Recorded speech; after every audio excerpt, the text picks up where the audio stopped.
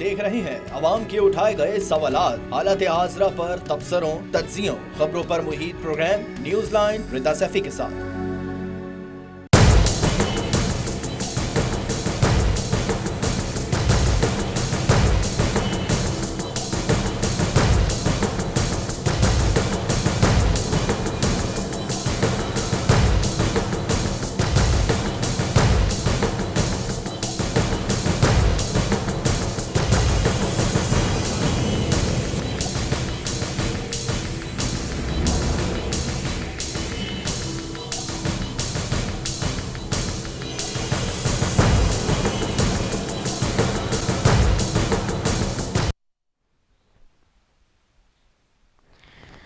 अस्सलाम वालेकुम, मैं हूँ रिदा सैफी। नाज़रीन, इस्लामाबाद में बल्दियाती इंतखाबात करवाने के अदालती हुक्काम के बावजूद मुत्तहदा हुकूमत ने इंतखाबात करवाने से साफ जवाब दे दिया है। इससे एक आम आदमी के सहन में ये सवाल उठ रहा है कि इस मुल्क में आइन और कानून क्या सिर्फ अवाम और कमजोर लोगों पर ही लागू होता है, जबकि ताकतवर लोग के सामने अदालतें भी बेबस नजर आती है। मईशत और महंगाई के हवाले से बात करें तो इदारा शुमारियात के मुताबिक मुल्क में महंगाई की शरह 24.50% तक पहुंच चुकी है। मुल्क के अंदर महंगाई और मईशत के हवाले से बात तो वजीर खजाना इसहाक डार को करनी चाहिए, मगर वो मंजर से तकरीबन गायब है।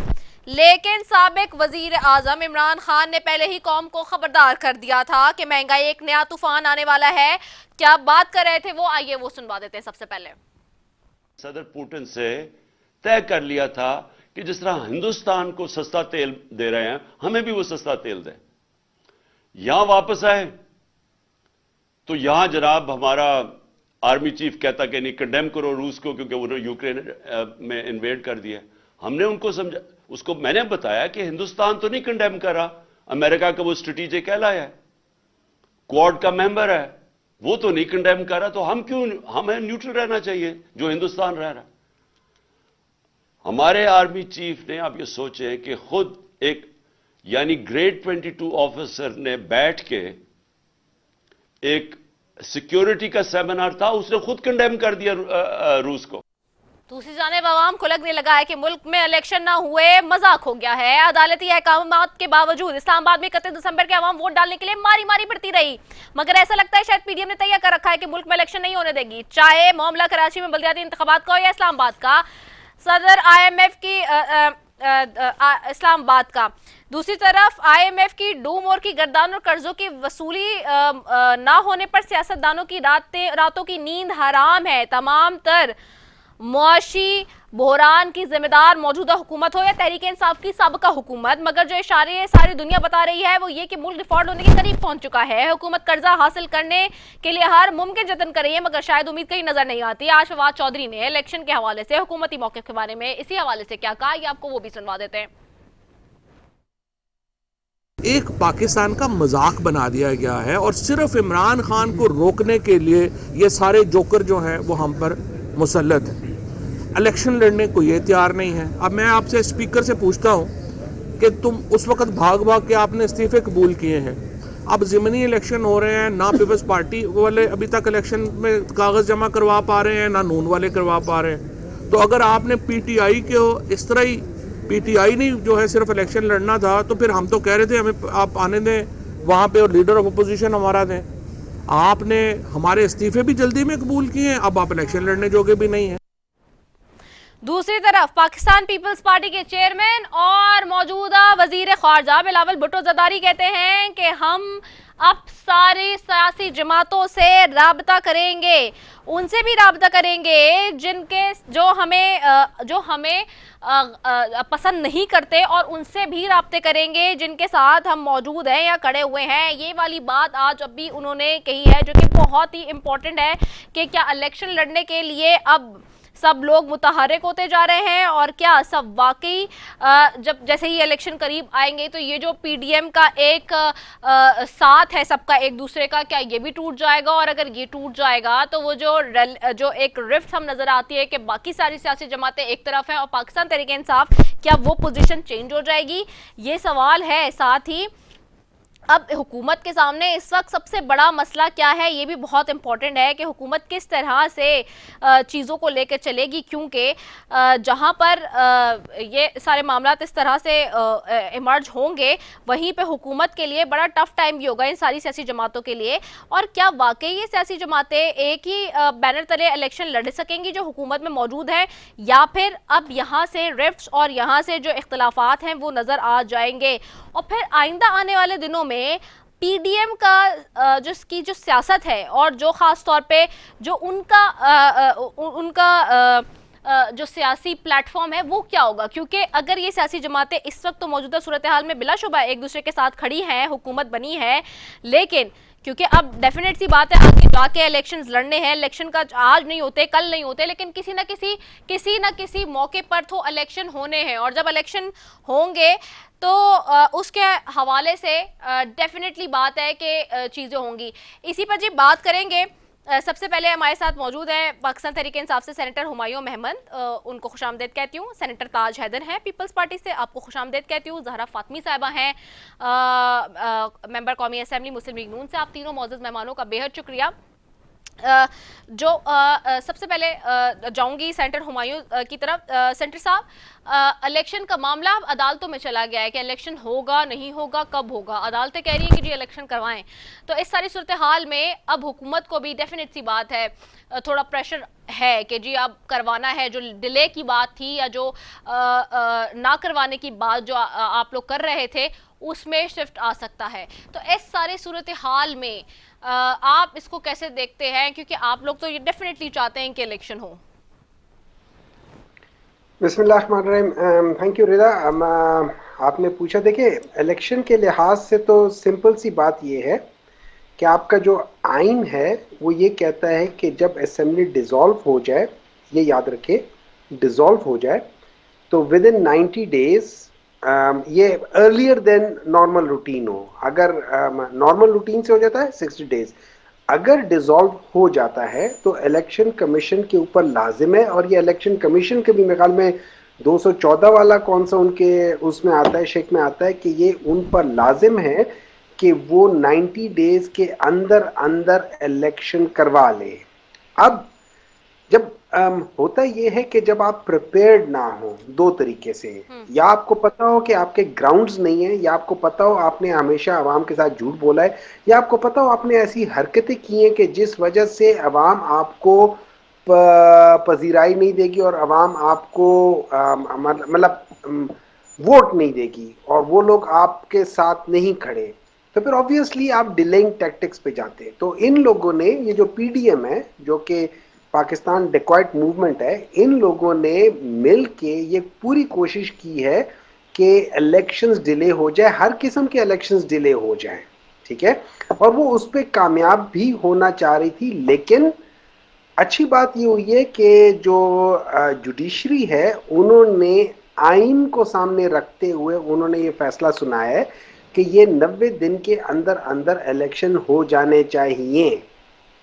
अब इसमें एतजाज एहसन साहब तो यहाँ तक कहते हैं, और ये याद रखें एतजाज एहसन साहब पीपल्स पार्टी के बहुत सीनियर रुकन हैं और बड़े करीब के लोगों में से हैं, जो कि मतलब इनके बहुत बानी लोगों में से एक हैं। उन्होंने कहा है कि ये जो गवर्नमेंट है जो कि पीडीएम है, ये सोच भी कैसे सकती है कि इलेक्शन 90 दिन के अंदर अंदर ना हो और डिले करे, और उसके अंदर कोई जवाब पैदा करे कि जी हालात ये है और हालात वो है। वो ये सोच भी कैसे सकते, क्योंकि जो नजरिया ज़रूरत के तहत तो एक्चुअली अगर आप देखें तो जितने भी मार्शल लॉज आए हैं वो नजरिया ज़रूरत के तहत आए हैं। तो या तो ये लोग कहते हैं कि हम डेमोक्रेटिक नहीं, और ये वाकई डेमोक्रेटिक नहीं है, क्योंकि ये तो अथॉरिटेरियन पार्टीज हैं। इन सब के अंदर खानदानी सियासत है, कोई विरासत में लेता है, कोई किस तरीके से लेता है, कोई कहता है हम यहाँ पे हुक्मरान लोग हैं, और बड़े बड़े लोग जैसे चौधरी निसार है, जैसे शाहिद खाकान अब्बासी है, जैसे एतजाज एहसन साहब है, ये वो लोग हैं जो बहुत बड़े नाम थे पॉलिटिक्स में उसमें, और ये लोग उन लोगों के पीछे हाथ बांध के खड़े होने को इनको कहा जा रहा था कि जो लोग जब ये लोग सियासत में थे तो वो जमे भी नहीं थे। अब उनके पीछे ये खड़े होंगे और उनसे ये हिदायत लेंगे। मतलब this is a sham democracy. अगर ये पॉलिटिकल पार्टी समझती हैं कि ये पॉलिटिकल पार्टीज हैं और उनके अंदर डेमोक्रेसी है, तो मुझे समझ नहीं आती कि ये किस लिहाज से कहते हैं। अगर वो डिफेंड करना चाहते हैं तो डिफेंड करने में तो लोगों ने तो हर चीज को डिफेंड किया हुआ है, उस पर मैं उनके ऊपर कुछ कह नहीं सकता हूं। लेकिन अवाम अब इतनी बेवकूफ नहीं रही। अवाम को एक बंदा जगा गया, अवाम को एक बंदे ने शऊर दे दिया। अब अवाम सवाल करती है, अब अवाम बाहर निकलती है, अब अवाम जो इनके झूठे वादे वो सामने नहीं रखती। अब अवाम ये नहीं करती कि आप आए और आप कहते हैं कि मुझे तो ऐसे लगा कि टमाटर 2 रुपए का है। और फवाद चौधरी ने बड़ी अच्छी बात की है, जरा बाहर निकलो, मुफ्त के टमाटर मिलेंगे। जी, ओके, ठीक है, वेरी वेल पर्टिनेंट पॉइंट। मैं आपकी तरफ भी आती हूँ अब। ज़हरा फातमी साहिबा, आपकी तरफ भी आऊंगी। ज़हरा फातमी साहिबा, ये अब जो कोर्ट्स कह रही हैं जी इलेक्शन करवाने के लिए, और कोर्ट्स बहुत ठीक तरीके से मुतालबा कर रही हैं इस हवाले से कि जी इंतखाबात की तारीख पर अब मुशावरत के लिए ACP ने गवर्नर पंजाब को भी मरासला भेज दिया है। ये जो चीज़ें हैं, इसमें तो बज़ाहिर यही नज़र आ रहा था कि जी शायद हुकूमत इसके लिए इंटरेस्टेड नज़र नहीं आ रही थी, चाहे पंजाब में या सेंटर में कि जी इलेक्शन हो, तो जिसकी वजह से PTI ने ये किया भी कोर्ट्स में जाने का मामला और सारे मामला। तो अब जो इलेक्शन कमीशन को कहा जाएगा तो उसमें हुकूमत कितना इसको स्ट्रांगली इस को सपोर्ट करेगी, या हुकूमत का क्या मौक़िफ़ होगा इसके हवाले से जो इलेक्शन कमीशन और जो कोर्ट्स फैसले करने जा रहे हैं? बिस्मिल्लाहिर्रहमानिर्रहीम। बहुत बहुत शुक्रिया रिदा साहबा कि आपने मुझे बुलाया। देखिए, जहाँ तक इलेक्शन का सवाल है और जुडिशरी की जो जजमेंट है, उसका ये है कि फैसला तो ये इलेक्शन कमीशन का है कि इलेक्शन कब होना चाहिए, इलेक्शन के लिए क्या ये सारे प्रॉब्लम जो आते हैं, जो महंगाई है, जो खर्चे होते हैं, जो कुछ होते हैं, क्या वो हुकूमत बर्दाश्त कर सकेगी? क्या हमारे पास इतना रिसोर्सेज है कि हम वक्त इतना पहले इलेक्शन बना रहे हैं, जबकि आप सबको पता है, सारी दुनिया को पता है, सारी दुनिया हमारे लिए बहुत सिंपैथेटिक है कि जो पाकिस्तान में आजकल हालात हुए हैं, ख़ास तौर पे फ्लड की वजह से, तो हमारा कितना माली नुकसान और बाकी भी नुकसान आते हैं। ये सब चीज़ को मद्देनज़र रखना पड़ता है। आप इलेक्शन करा लेना इतना आसान काम नहीं है। कि इमरान खान साहब ने तो हमसे कहते हैं कि जी आपने तेज़ी से हमारे इस्तीफा मंजूर कर लिया। मेरे ख्याल में हमें तो 10 महीना लगा उनको मंजूर करने में, और इन्होंने शोर मचाया था। हमने तो नहीं आपसे कहा था कि आप रिज़ाइन दे दें, आपने किया ये काम। आपने खड़े होकर सारे अपने पार्टीज को जबरदस्ती आपने कहा है कि सब रिजाइन करें। आपने किसी को स्पीकर साहब के सामने जाने नहीं दिया कि वो जाकर शायद आपका सारा जो अपने किए हुए आपकी हरकतें हैं उसको वो बता देंगे। और अब जब हमने रिजाइन आपका 10 महीने तक आपसे हम कहते रह गए कि वापस आओ वापस आओ, आपने नहीं माना। तो जब आपका हम लोगों ने रिजिग्नेशन मंजूर कर दिया तो अब आपको तकलीफ हो रही है, क्योंकि आपको पता है कि जो भी फैसले होते हैं, जिस चीज़ के भी फैसले किया जाता है, वो अपोजिशन और ट्रेजरी जो opposition leader of the opposition और लीडर ऑफ द हाउस जो है वो मिलकर फैसला करते हैं। तो जब पता है कि आपका अब कोई भी नहीं वहाँ पे है जो आपकी तरफ से ये फैसला करे, तो आपके पेट में दर्द हो रहा है। तो ये तो इमरान खान की तो बात ही समझ में नहीं आती। उसकी तो खैर मैंने बात करना ही छोड़ दिया है इमरान खान की, क्योंकि ना मुझे पहले कभी इमरान खान की बातों का यकीन और ना अब है, और मुझे नहीं लगता कि मुझे अपनी ज़िंदगी में कभी उसकी किसी बात का यकीन आएगा। तो ये सारा फैसला जो है इलेक्शन कमीशन का है। हम लोग भी तैयार हैं, हमने बिल्कुल नहीं ये कहा कि हम इलेक्शन में नहीं हिस्सा लेंगे, लेकिन जाहिर है बहुत सारी चीज़ों को सोचना पड़ता है इंसान को। इस तरीके से तो नहीं कि जी आपने घड़ी घुमाया, जब दिल चाहा इमरान खान ने कह दिया कि आज इलेक्शन करा दो तो हम कर लेंगे, उन्होंने कहा नहीं कराओ तो हम नहीं करेंगे। हम उनके फैसले के ताबे नहीं है। हम लोगों को सोच समझ के काम करना पड़ता है। उनको सोच समझने की अगर आदत नहीं है या इतना उनके पास नहीं है कि वो समझे सोचे इन चीज़ों को। जिस इंसान ने 4 साल में मुल्क का बेड़ा गर्क कर दिया है, मईशत को कहाँ से कहाँ पहुँचा दिया है, अगर मवाजना आपको करना ही है तो आप हमारा 13 से लेकर के आप 17 तक के आपके हमारा देखें, और फिर आप देखें अपना 19 से लेकर के 21 तक का आप देखें, आप उसको मवाजना करें ना। आप क्यों उस जमाने को और किसी और जमाने को देखते हैं? तो इस तरीके से अगर आप हम लोगों को हर चीज का ब्लेम करेंगे, आईएमएफ भी अगर जब ब्लेम करता है ना तो आईएमएफ हमें नहीं ब्लेम करता है। आईएमएफ के सामने जो कॉन्ट्रैक्ट इन्होंने साइन किया है, जिस चीज का फैसला इन्होंने किया था, आज हम उसको भुगत रहे हैं। और आज आप हमारे सर पे खड़े होकर नाच रहे हैं और आप ये कह रहे हैं कि तुम ये कर दो। इमरान खान से कहें सब्र से बैठे, फैसला जरूर होगा। इलेक्शन कमीशन और गवर्नमेंट मिलकर फैसला करेगी इंशाअल्लाह ताला, और जो भी होगा वो बेहतर ही होगा। ओके, जो भी होगा वो बेहतर ही होगा। सेंटर ताज साहब आपकी तरफ आऊंगी। सेंटर साहब, आज बिलावल साहब ने एक बहुत बड़ा मौक़िफ़ इख्तियार किया। उन्होंने कहा है कि तमाम सियासी जमातों से राब्ते करने का ऐलान कर दिया है। साथ उन्होंने कहा है कि मुल्क का माशी और सियासी बुरान ऐसा है कि सबको कम अज़ कम मुश्तरका एजेंडे पर जमा होना होगा। और एक और उन्होंने बहुत इम्पॉर्टेंट बात ये की है कि जी जो लोग पसंद नहीं करते उनसे भी बात करेंगे। क्या ये इशारा पाकिस्तान तहरीक-ए-इंसाफ के हवाले से है? आप मुझसे पूछ रही हैं? नहीं, मैं सेंटर ताज हैदर साहब से पूछ रही हूँ। जी सेंटर ताज साहब, आपको आवाज़ आ रही है? सेंटर ताज साहब, आपको मेरी आवाज़ आ रही है? अच्छा चले, सेंटर ताज हैदर साहब की आवाज़ मुझे नहीं आ रही है। हम उनकी तरफ दोबारा जाएंगे, लेकिन इन मीन वाइल मैं सेंटर हुमायूं साहब आपकी तरफ वापस आती हूँ। सेंटर साहब, आज ये जो बात की है पीपल्स पार्टी ने कि हम उनसे भी राब्ता करेंगे, आपकी तरफ भी यही सवाल है कि जो हमें पसंद नहीं करते, यानी कि इशारा तो सिर्फ आपकी तरफ ही हो सकता है, पाकिस्तान तहरीक-ए-इंसाफ की तरफ। तो क्या अगर पीपल्स पार्टी राब्ते के लिए हाथ बढ़ाएगी तो आप लोग भी राब्ते के लिए हाथ बढ़ाएगी? अगर तो क्या आप लोग भी आगे हाथ बढ़ाएंगे? देखिए, इस पे तो मैं अभी एक करता हूँ, लेकिन जहर साहब ने एक कमेंट किया था कि हम लोग इलेक्शंस के बारे में सोचेंगे और खान साहब के कहने पर हम इलेक्शंस नहीं करेंगे। देखिए, इट्स नॉट अबाउट कि खान साहब कह रहे कि इलेक्शंस करो या ना करो।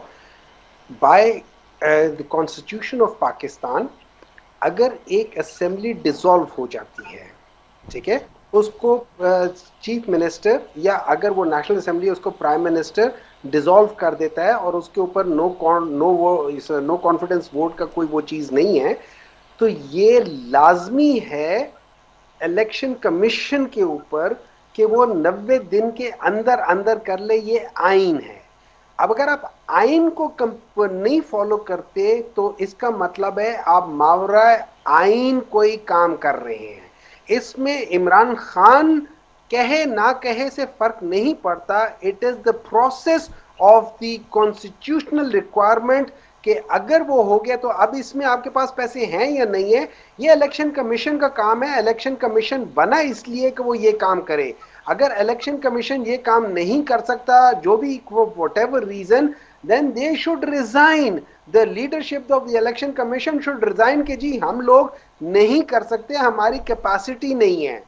ठीक है, ये बेसिकली कॉन्स्टिट्यूशन, उसमें कॉन्स्टिट्यूशन में ये नहीं लिखा हुआ कि तुम्हारे पास 10 रुपए होंगे तो तुम करोगे, तुम्हारे पास 9 रुपए हैं तो तुम 4 में कर लो, 1 में ना करो। उस तरीके से कोई बात नहीं है। So that is one thing. अब आपकी बात आई है कि अगर बिलावल भुट्टो ने कहा है कि जो हमें पसंद नहीं करते वो नहीं करते। देखिए, बात पसंद नापसंद की नहीं होती है, बात आपके एक प्रिंसिपल स्टैंस की होती है। अब अगर बिलावल भुट्टो जरदारी जो हैं, इन लोगों का अगर प्रिंसिपल स्टैंस जो है that is towards the democracy, and democracy is कि आप अवाम से ताकत लें।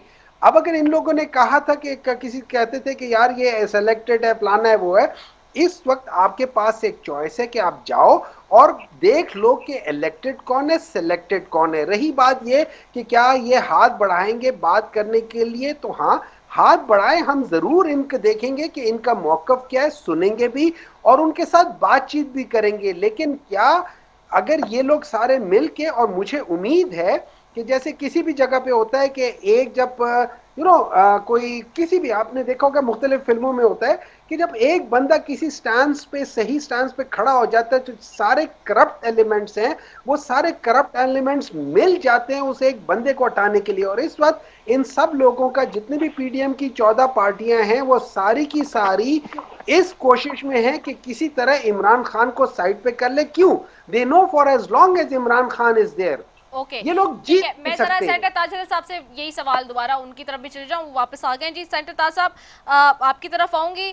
सर, आज चेयरमैन साहब ने पीपल्स पार्टी के बिलावल साहब ने कहा है कि सियासी जमातों से राब्ते करने का ऐलान किया तमाम से, और उन्होंने ये भी कहा है कि उनसे भी राब्ता करेंगे जो पसंद नहीं करते।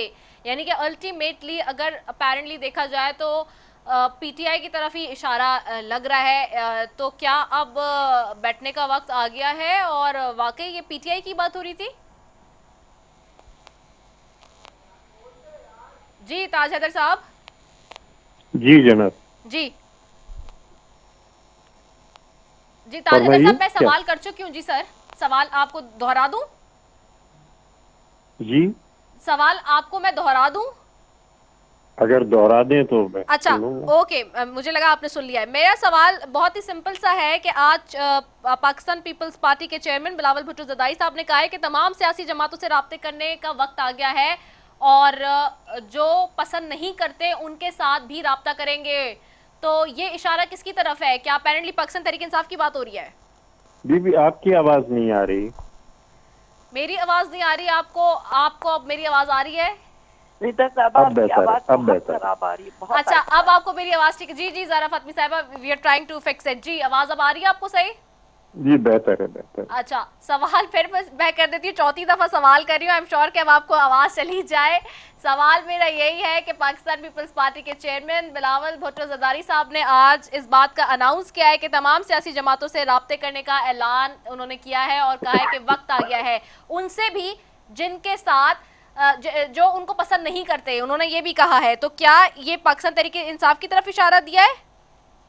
नहीं, मतलब ये कि एक कोड ऑफ कंडक्ट मैं वहाँ मौजूद था, कोड ऑफ कंडक्ट के बारे में बात हो रही थी। जी। और जाहिर है कि हम एक मौसम सियासी कल्चर मुल्क के अंदर देखना चाहते हैं, और पार्लियामेंट के अंदर कैसे एक दूसरे से बात होगी, पार्लियामेंट के बाहर कैसे एक दूसरे से बात होगी, किस तरीके से इख्तलाफ रखते हुए हम एक मौसम सियासी कल्चर की तरफ बढ़ सकते हैं, और इसके लिए सियासी जमातों से बातचीत होगी। अच्छा, तो कोड ऑफ कंडक्ट के लिए भी चाहे, लेकिन ऑफ कोर्स डायलॉग तो फिर किसी के साथ भी हो, तो जी। यानी जी, चाहे कोड ऑफ कंडक्ट की बात हो या फिर और दीगर मामलात की बात हो, मईशत की या दीगर उसकी, तो यानी कि उन जमातों से भी राब्ता करना है जिन्हें पसंद नहीं करते। तो क्या नहीं, जी वो उन्होंने वादे किया था कि पसंद अगर नहीं भी करते और अगर मुखालफत भी है तो भी कम से कम वो मुखालफत एक महजब दायरे में रह के की जा सकती है। और हमारी तरफ से ये तरीका ही हमारा ये है कि हम अपनी जबान से क्या बोल रहे हैं उसका ख्याल रखते हैं कि भाई किसी के जज्बात मजरूह ना हो और एक महजब तरीका इख्तियार किया जाए। ओके, तो आपकी तरफ से क्या पेशरफ्त होगी, क्या पैगाम भेजा जाएगा पाकिस्तान तहरीक इंसाफ को? क्योंकि बाकी सारी सियासी जमातें तो आपके साथ ही हैं ना इस वक्त अपेरेंटली। नहीं, तहरीक इंसाफ में भी अच्छे लोग हैं, ऐसी बात नहीं है, जो कि खुद ये महसूस करते हैं कि नहीं एक तहजीब के दायरे में रह के गुफ्तगू की जाए। तो मेरा कुछ लोगों से बड़ा अच्छा तजुर्बा है, और ख़ास तौर से जब मैं वो कर रहा था इलेक्टोरल रिफॉर्म बिल्स की कमेटी की सदारत में कर रहा था, तो अली मोहम्मद खान साहब हमारे साथ थे, और मुझे तारीफ करनी चाहिए कि बड़े उन्होंने समझदारी के साथ और बड़े महज़ब अंदाज में गुफ्तगू की सारे वक्त। और भी मेंबरान थे उस कमेटी के अंदर जो कि बड़े महज़ब अंदाज में गुफ्तगू कर रहे थे। ओके, ठीक हो गया है। चले सारा फातमी साहब, आपकी तरफ आऊंगी। मैडम, ये जो बात अब चूंकि पीपल्स पार्टी एग्री कर रही है जाने के लिए की जा सकती है पीटीआई से भी और कोड ऑफ कंडक्ट के लिए भी, तो क्या मुस्लिम लीग नून भी बात करने के लिए आगे बढ़ेगी और पेशरफ्त हो सकती है? देखिए रिदा साहबा, आप ये सवाल हमसे कर रही हैं। हमने तो बहुत पहले इमरान खान साहब की तरफ भी हाथ बढ़ाया था कि आप आइए और हमारे साथ ज्वाइन कीजिए और मिल करके हम लोग काम करते, पार्लियामेंट में बैठकर मुल्क की बेहतरी के सोचते।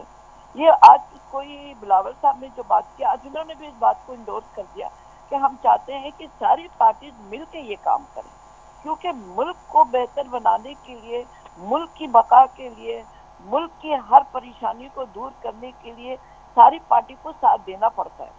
पार्लियामेंट उसी वक्त अच्छी लगती है जब गवर्नमेंट और अपोजिशन दोनों बैठकर काम करते हैं और वही सारा काम होता है।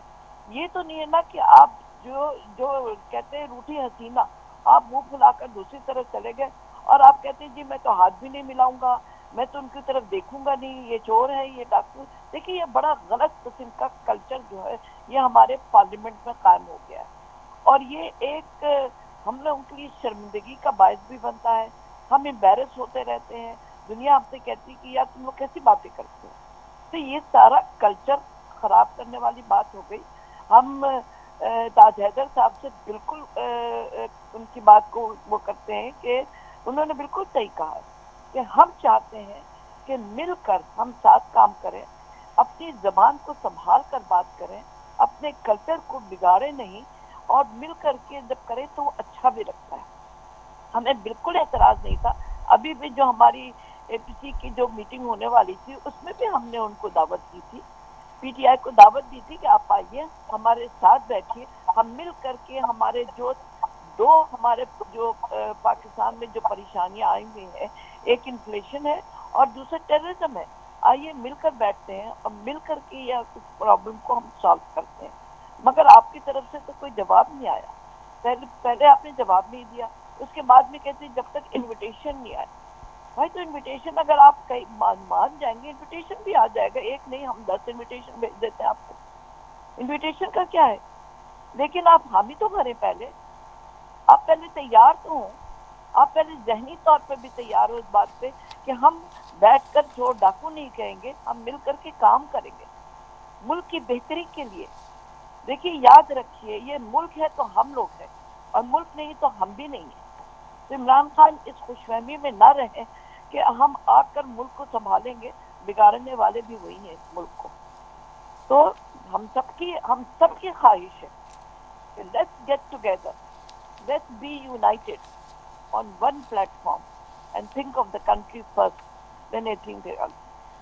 ओके अच्छा, जहाँ पे ये बात है ज़हरा फातमी साहब, एक तरफ तो ये चैलेंज है जो पॉलिटिकल चैलेंज है जो कि हमें नज़र आ रहा है, और जो दूसरा इकोनॉमिक चैलेंज है ज़हरा साहिबा, उसके लिए कब तक हालात बेहतर हो सकते हैं? क्योंकि आज भी जो इस वक्त सूरत हाल है, ख़ास तौर पे IMF और पाकिस्तान का जो टैक्सों के ऊपर मामलात अदम इत्तेफाक बरकरार है, और इसमें जो ख़ास तौर पे जो मजबूरी बैरूनी फाइनेंसिंग के हुसूल का मामला है उस पर एक अदम इत्तेफाक पाया जाता है, और ये जो सारी सूरत हाल बनी हुई है, फिर मिनी बजट लाने की बात हो रही है। तो आप लोगों ने सबने, जाहिर सी बात है ख़वातीन तो चले रिजर्व सीट पर होती है, लेकिन वो ख़वातीन और वो पार्लियामेंट के मेंबरान जो कि हलकों से लड़ कर आते हैं, वो फिर सब कैसे इस चीज़ों को फेस करेंगे?